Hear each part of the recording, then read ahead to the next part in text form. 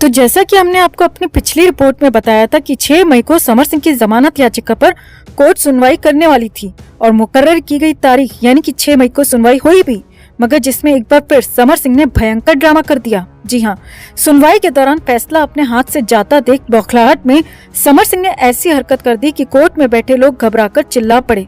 वहीं कटघरे में खड़े खड़े ही समर सिंह अपने वकीलों पर भी झल्ला पड़ा। तो आखिर क्या और क्यों हुआ कोर्ट में तमाशा? समर सिंह की किस हरकत पर चल गया जज का हथौड़ा और क्यों वहां बैठे लोगों की भी निकल गई चीख? आपको बताते हैं, दिखाते हैं सब। आप भी आकांक्षा के इंसाफ के लिए इस खबर को ज्यादा से ज्यादा लाइक और शेयर कर अपना प्यार और सपोर्ट दिखाएं और कमेंट में जस्टिस फॉर आकांक्षा जरूर लिखें। चैनल के साथ जुड़कर चैनल को सब्सक्राइब कर इस मुहिम का हिस्सा बने, हमारी ताकत बने। तो जैसा कि आप सब जानते हैं दोस्तों कि पापी समर सिंह 6 अप्रैल से न्यायिक हिरासत में जेल में बंद है। वो 2 बार जमानत याचिका लगा चुका है, मगर दोनों ही बार उसकी याचिका खारिज कर दी गई है। वहीं एक बार फिर उसने 26 अप्रैल को एक और जमानत याचिका डाली थी, जिस पर 6 मई को कोर्ट फैसला सुनाने वाली थी। अब 6 मई को जेल में और फिर मेडिकल के दौरान समर सिंह ने क्या क्या तमाशा किया वो हम आपको अपनी पिछली रिपोर्ट में बता चुके हैं। वहीं कोर्ट के बाहर पहुंचते ही इस बार भी लोगों ने समर सिंह को दबोचना चाहा, कोर्ट के बाहर ही आकांक्षा का इंसाफ करना चाहा, मगर पुलिस किसी तरह बचते बचाते समर सिंह को कोर्ट के अंदर ले जाने में कामयाब रही। खैर, अब ये सब तो कोर्ट के बाहर हुआ जो आप सब जानते ही होंगे, मगर कोर्ट के अंदर हुए तमाशे के बारे में आप नहीं जानते होंगे। जी हाँ, सूत्रों से आ रही खबरों की माने तो कोर्ट के अंदर भयंकर ड्रामा हुआ और इसी वजह से कोर्ट को सुनवाई 9 मई तक टालनी पड़ी। अब ये तो हम आपको बता ही चुके हैं कि समर सिंह लगातार खुद को बेकसूर बताता रहा है, खुद पर लगे हर आरोप को झूठा बताता रहा है, मगर पिछले 38 दिनों में रोज ही उसके खिलाफ कोई न कोई सबूत निकल कर आता रहा है। मगर तब भी अब तक पुलिस के हाथ कोई ऐसा ठोस सबूत नहीं लग पाया था जिससे कि पूरे पुख्ता तौर पर यह साबित हो सके कि आकांक्षा के साथ 25 मार्च की रात को जो दुर्भाग्यपूर्ण घटना घटी उसका जिम्मेदार भी समर सिंह ही है। हालांकि समर सिंह के मोबाइल से, उसके बैंक डिटेल से इतना तो साफ हो चुका है कि समर सिंह और आकांक्षा के बीच पर्सनल रिश्ता था और समर पर लगाया गया ये आरोप कि वो आकांक्षा को पेमेंट नहीं दे रहा था, ये भी साबित हो चुका है, जो हम अपनी पिछली रिपोर्ट्स में बता चुके हैं। बावजूद इन सारे सबूतों के पुलिस अब तक कोई ऐसा ठोस सबूत या गवाह नहीं जुटा पाई थी जिससे कि समर सिंह पर लग रहा ये आरोप सच साबित हो सके कि 25 मार्च की वारदात को अंजाम देने वाला भी कोई और नहीं बल्कि समर सिंह ही है।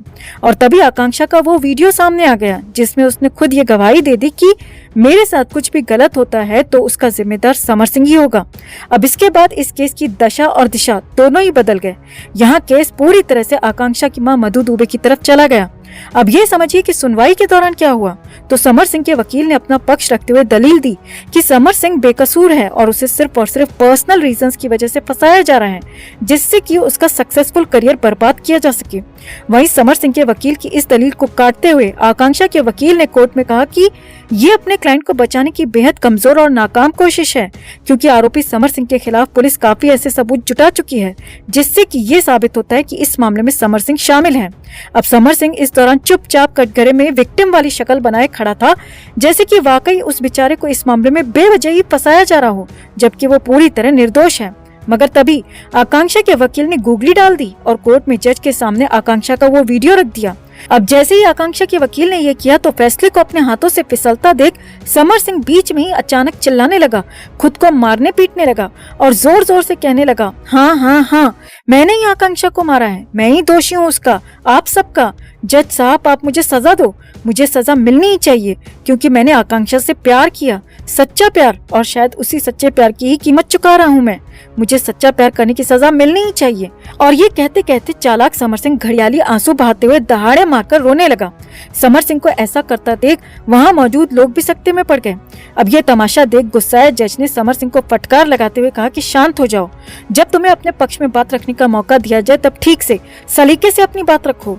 यूँ फिल्मी स्टाइल में कुछ भी बोलने से या ऐसी हरकतें करने से कोई फायदा नहीं होगा। अगर तुमने वाकई कुछ नहीं किया तो तुम ये केस जीतकर बरी हो जाओगे, और अगर तुमने कुछ भी गलत किया है तो तुम्हें सजा हर हाल में मिलेगी, फिर तुम चाहे जितने ही बेचारे बनने की कोशिश क्यों न कर लो। इसीलिए चुप हो जाओ और कोर्ट के डेकोरम को मेंटेन रखो। अब जज की ये फटकार सुनते ही समर सिंह शांत हो गया और जज आकांक्षा के वकील द्वारा पेश किए गए वीडियो को गौर से देखने लगे। इसी बीच समर सिंह ने अपने वकील की तरफ पैनी नजरों से देखते हुए इशारा किया कि वो उसकी तरफ से अपनी दलील रखें।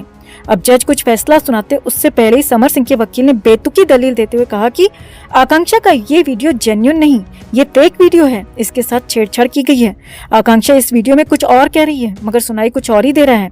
तो इस पर समर सिंह के वकील को भी जज की फटकार पड़ गई और उन्होंने कहा कि ये वीडियो सही है या गलत, इसका फैसला आप नहीं कर सकते। हाँ, अगर आपका ऐसा मानना है तो इस वीडियो के सत्यापन की जांच कराई जाएगी और इसीलिए समर सिंह की याचिका अगले 3 दिन यानी कि 9 मई तक टाली जाती है, जिससे कि दोनों पक्षों को कुछ और वक्त मिल सके और दोनों अपने अपने साक्ष्य और सबूत जुटाकर अगली सुनवाई में पेश कर सकें।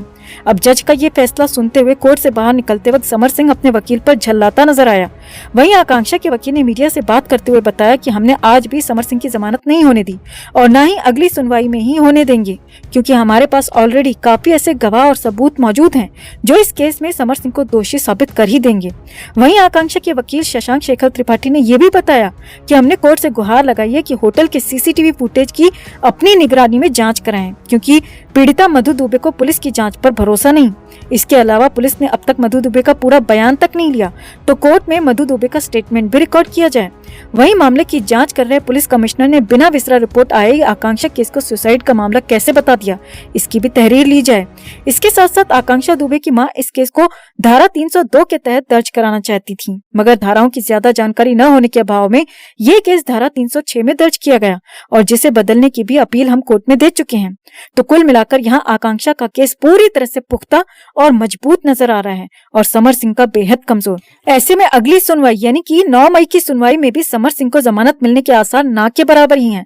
तो आपका क्या मानना है दोस्तों, क्या समर सिंह को 9 मई की सुनवाई में जमानत मिलनी चाहिए? क्या उसे जमानत मिल पाएगी? आप क्या सोचते हैं? कमेंट में इसे लेकर आप भी अपनी बात, अपनी राय जरूर रखें और वीडियो को ज्यादा से ज्यादा लाइक और शेयर कर अपना प्यार और सपोर्ट भी जरूर दिखाएं। तो जैसा कि हम आपको बताते आए हैं कि समर सिंह जेल में न ठीक से खा पी रहा है और ना ही सो रहा है। अब उसे पता था कि 26 अप्रैल को जमानत के लिए दाखिल किए गए उसके प्रार्थना पत्र पर 6 मई को सुनवाई होनी है, जिसके लिए उसे कोर्ट में पेशी के लिए जाना है। तो वो सारी रात इसी खुशी में रात भर जागा रहा और सुबह बिना कहे ही नाश्ता किया, नित्य क्रम कर नहा धोकर तैयार भी हो गया। अब कोर्ट में 11 बजे पेशी होनी थी, मगर 8 बजे समर सिंह को मेडिकल के लिए ले जाना था। अब यहाँ समर सिंह ने जिद पकड़ ली कि वो मेडिकल के लिए किसी प्राइवेट अस्पताल में ही जाएगा, क्योंकि जेल में रहते रहते उसका स्वास्थ्य काफी बिगड़ चुका है और उसे सरकारी अस्पताल की जांच पर भरोसा नहीं। हालांकि उसे बहुत समझाया गया कि उसके स्वास्थ्य में अगर कोई भी दिक्कत पाई जाती है तो उसकी मेडिकल रिपोर्ट में वो जरूर मेंशन की जाएगी और इसी रिपोर्ट के आधार पर कोर्ट जमानत पर फैसला लेगी। मगर समर सिंह ने तो जैसे अपने मन में ठान लिया था कि इस बार उसे मेडिकल के लिए प्राइवेट अस्पताल ही जाना है, ताकि वहां वो अपने डॉक्टर से सेटिंग कर रिपोर्ट अपने हिसाब से बनवा सके और जिसके बाद उसे जमानत मिलने के रास्ते खुल सकें। अब समर सिंह की इस जिद के आगे जब जेल कर्मी हार गए तो उन्होंने जेलर को पूरा मामला बता दिया और जेलर ने आकर समर सिंह की हेकड़ी निकाल दी। जी हाँ, दरअसल जेलर ने समर सिंह से साफ साफ कह दिया कि ये जेल है, उसकी किसी फिल्म का सेट नहीं जहाँ उसकी ये नौटंकियां बर्दाश्त की जाएंगी। जेल के नियम, कानून के नियम सबके लिए एक समान हैं और नियम के मुताबिक हर कैदी का पेशी से पहले मेडिकल सरकारी अस्पताल में ही कराया जाता है और समर सिंह का भी मेडिकल सरकारी अस्पताल में ही कराया जाएगा।